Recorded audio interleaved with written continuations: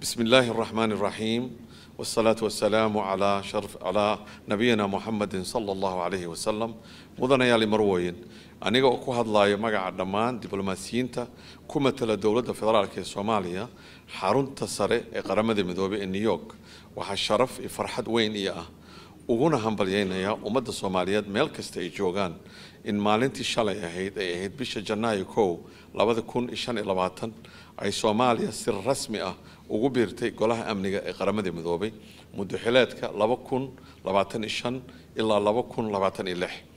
waxaan bogaadinaynaa taageeradiinii iyo dhiirigelintii joogtada ahayd ee aad nala garab taagneedeen ummadda Soomaaliyeed oo aan matalno muddadii aan u ololeynay ka mid noqoshada golahan.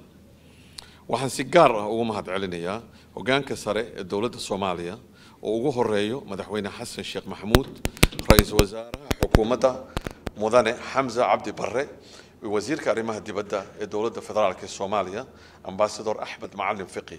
kadib markii ay malafkan siiyeen mudnaan mug iyo milgo leh kana mira dhaliyeen guushan aan gaarnay.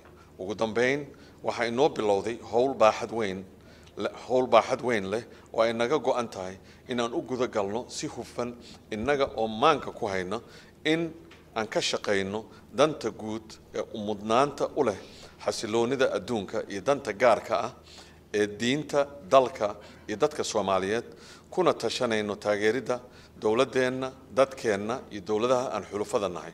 wabillahi tawfiiq. Soomaaliya ha noolaato.